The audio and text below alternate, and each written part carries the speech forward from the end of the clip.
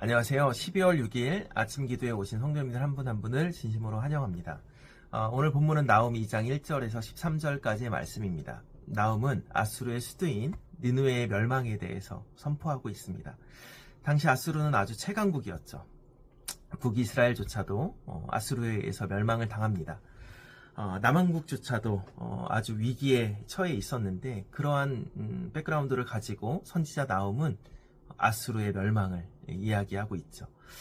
그로 인해서 또 하나님의 주권과 하나님의 계획, 하나님의 일하심을 만방에 알리고 또 나아가 남한국 백성들을 위로하고자 했는데요. 어제 1장에 보시면 니느웨가 멸망할 수밖에 없는 그러한 이유들에 대해서 소개되고 있습니다. 그리고 오늘 본문은 니느웨가 어떠한 모습으로 멸망하게 될 것인지에 대해서 생생하게 예언하고 있죠.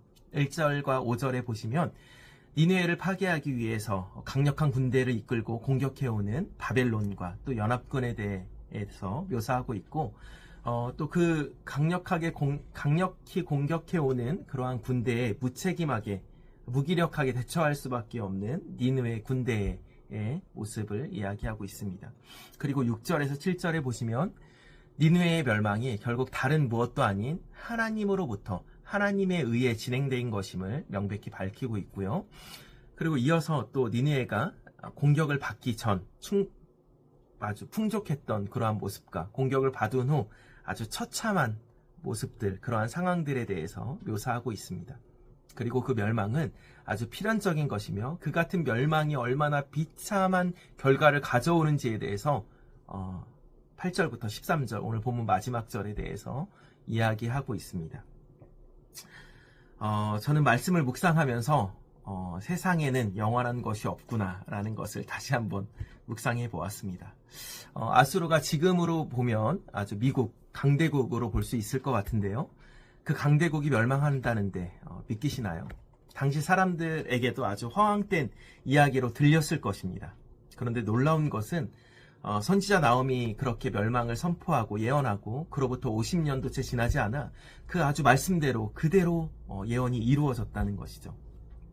아무리 강력한, 아무리 강한 나라라 할지라도 아무리 위대한 인물이라 할지라도 결코 멸망하지 않을 것처럼 보였던 니느웨처럼 그러한 강대국이라 할지라도 결국 하나님 심판 앞에는 아무도 그것을 막을 수 없다는 것이죠.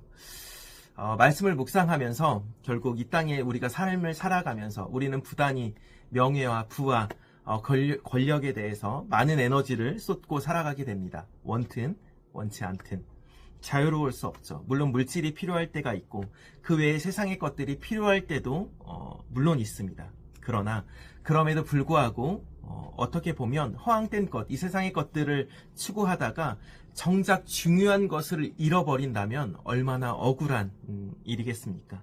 더군다나 우리의 죄악으로 인해서 내가 지은 죄로 인해서 하나님과의 관계가 멀어짐으로 인해서 하나님으로부터 심판을 받게 된다면 아주 돌이킬 수 없는 길을 걷게 되는 것입니다.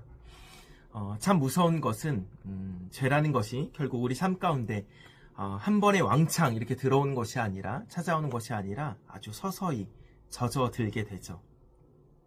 그래서 결국 우리는 그 죄에서 하나님이 싫어하시는 것에 대해서 돌이켜야 됩니다. 하나님께로 돌아와야 됩니다. 그렇다면 하나님께로 돌아온다는 것은 무엇을 의미할까요?